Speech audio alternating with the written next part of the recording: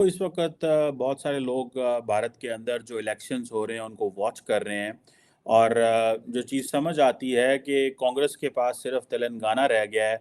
बाकी हर जगह जिसे कहते हैं ना, मोदी साहब स्वीप कर गए हैं। छत्तीसगढ़ में भी 53 सीट्स ले गए हैं। उसके बाद मध्य प्रदेश में 165 और कांग्रेस के पास 63 हैं वहाँ पे।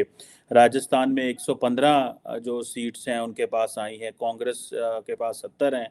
और अब आप देखें कि ये मध्य प्रदेश में बड़ी मेजॉरिटी है 165। छत्तीसगढ़ में 53 की मेजॉरिटी है, 53 हैं। तेलंगाना में 64 हैं और बीजेपी वहाँ पे बहुत थर्ड नंबर पे आई है, नॉन सीट्स हैं।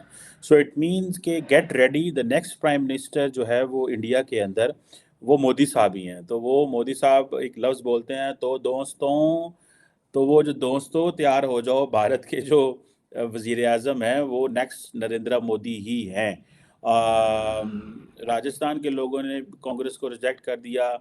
और मतलब एक बड़े पैमाने पे this is a big big, ठीक है जी, ये बहुत बड़ी मैसिव विक्ट्री है। और वो जो मैसिव एक अलायंस बना था, इंडिया अलायंस, उसको बहुत बड़ा धचका है ये, ठीक है। सो बहुत सारे लोगों का ये भी कहना है कि जो दिल्ली के अंदर या मुंबई के अंदर लोग बैठे हुए हैं जो मीडिया चला रहे हैं, दे डोंट नो कि how to measure and gauge prime minister Modi's power. जो मोदी साहब का जो ऑरा है उसको वो मेजर करने में नाकाम रहे हैं। और वो सारे के सारे चीज़ें नहीं समझ रहे मोदी साहब। एक तो देखिए, बीजेपी के अंदर कुछ चीज़ें हैं जो समझने की ज़रूरत है। एक तो ये है कि मोदी अपनी कंपेन को खुद लीड करते हैं and Modi is the face of the campaign. सारी गल्लो आप सुनांदा है। It is the Modi factor, simple. It's not Rajnath Singh factor, it is not any other factor. और वो बड़ी डेवलपमेंट करा रहे हैं। मैं अभी देख रहा था कि जो योगी आदित्यनाथ हैं वो जो मिनिस्टर फैन की एविएशन, उनका नाम मुझे नहीं आता। I know him by person, उनकी शक्ल से तो मैं पहचानता हूँ। ज्योति समथिंग आई थिंक उनका नाम है कोई। वो उनके साथ एक जो है वो यूपी के अंदर एयरपोर्ट देखने गए हैं, जो कि अगले महीने या कुछ देर में उसका इफ्तिताह हो रहा है, ठीक है जनाब। सो मोदी साहब जो हैं वो लॉट ऑफ डेवलपमेंट, बहुत सारी डेवलपमेंट, बहुत सारा पैसा लगा रहे हैं। He himself is a campaign, ठीक है जी। और दूसरी बात ये है कि मोदी साहब की जो बीजेपी की कंपेन है उसमें they have reach to the women. वो खवातीन तक उन्होंने जो है वो कांटेक्ट किया है। जो इंडिया अलायंस है उसके जारी बात है, मसले ये हैं कि वो अपोजिशन में जो फेस है बड़ा, वो तो राहुल गांधी साहब हैं। और फिर ये है कि जब इतने ज़्यादा पार्टीज इकट्ठी हों तो it's very difficult to run the system, ठीक है। मुल्क को वो चलाना उस वक्त बड़ा मुश्किल हो जाता है। मोदी साहब जो हैं वो इस वक्त आप समझे कि he is back in power, वो पावर में दोबारा आ चुके हैं। और उनको जिसे कहते कहेंगे ना आप कि ठीक है जी, एक एक वो जो चीज़ समझते थे कि इनकम्बेंसी फैक्टर हम पाकिस्तान में बोलते हैं, वैसे इंटरनेशनली बोला जाता है, इट्स नॉट वो। लेकिन एक इनकम्बेंसी फैक्टर होता है कि एक बंदा जिसने 10 साल रूल किया है। अब आप देखें नरेंद्र मोदी को, देखें 2001 से लेकर 14 तक गुजरात का सीएम रहा। 15 साल ये कर लें।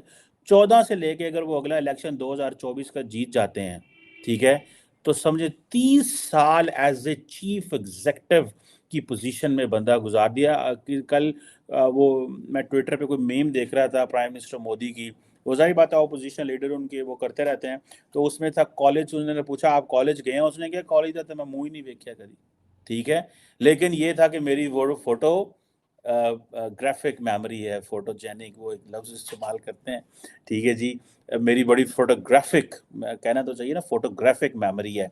इंज में वेख्या तो इंज मैनू जो है ना, तो आई थिंक उन्होंने कुछ और लफ्ज़ बोला था, फिर उनका लोग थोड़ा मजाक भी उड़ा रहे थे।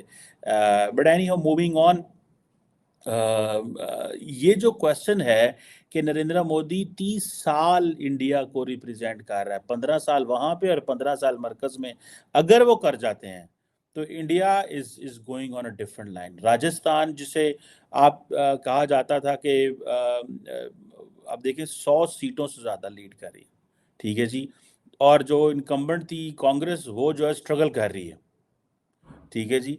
अब आप इमेजिन करें कि ये कितनी बड़ी वो चीज़ें हैं। ये जितने भी सचिन पायलट वगैरह और ये जो ये सारे लोग छोड़ के आ गए थे, ठीक है जी। ये इनको पता चल गया था कि कांग्रेस के पास अब कुछ भी नहीं है। ठीक है जी। और अगर मैं ज़ाती तौर पे देखूं कि छत्तीसगढ़ में 53 सीट्स, मध्य प्रदेश में 165 और कांग्रेस जस्ट 63 सीट्स, तो ये कुछ भी नहीं है। तो ये वो जो एक मैसेज था ना कि मोदी साहब जो है वो इस वक्त एक इज इन द हार्टलैंड। ठीक है जी। और हार्टलैंड के अंदर है और ही इज़ विनिंग। और अपने चीफ मिनिस्टर वो लेके आएंगे, टका के चीफ मिनिस्टर लेके आएंगे। और ये तीनों स्टेट्स राजस्थान, छत्तीसगढ़, मध्य प्रदेश में उनके चीफ मिनिस्टर आएंगे। नमस्कार दोस्तों। दोस्तों, आज जो भारत में असेंबली इलेक्शन थे 4-5 स्टेट के, उनके जो आज रिजल्ट आए हैं, तो उसमें एक स्टेट को छोड़ के, तेलंगाना को छोड़ के, बाकी 3 स्टेट में बीजेपी बहुत ही अच्छे बहुमत से सरकार बनाती दिख रही है, जिसकी चर्चा पूरी दुनिया में हो रही है। दोस्तों, पाकिस्तान में तो इसकी लाइव कवरेज दिखाई जा रही है, और पाकिस्तान के जो जर्नलिस्ट है और मीडिया वाले हैं और जो स्कॉलर है, इस पे बात कर रहे हैं कि मोदी फिर से आ रहा है, हमारा क्या होगा। और वो कांग्रेस की भी बात करें, कांग्रेस कैसे नीचे चलती जा रही है, और बीजेपी कैसे अ, मोदी को हराने वाला कोई नहीं है, पूरी दुनिया में मोदी छाया हुआ है, और 2024 में फिर से मोदी आ रहा है। मतलब ऐसी बातें की जा रही है, पूरे पाकिस्तानी मीडिया में ये बातें हो रही है। दोस्तों, आपको बता दें, जो भारत के लोकसभा इलेक्शन है अगले साल होने वाले हैं, ये उससे पहले के असेंबली इलेक्शन थे 4-5 स्टेट के, जिसमें कि जो भारतीय जनता पार्टी है, बीजेपी, उसने पूरे पूरा जोर लगा दिया था इलेक्शन को जीतने में। एक एक स्टेट में नहीं जीत पाई। एक्चुअली जो तेलंगाना था, तेलंगाना में तो बीजेपी का वैसे ही बेस नहीं था पहले से ही।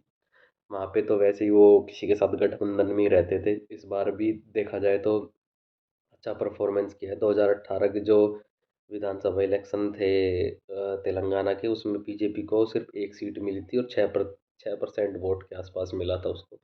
और इस बार उन्हें 8-9 सीटें मिली है, और 13-14% का वोट शेयर मिला है, तो वहाँ पे भी काफ़ी इम्प्रूवमेंट है उसकी।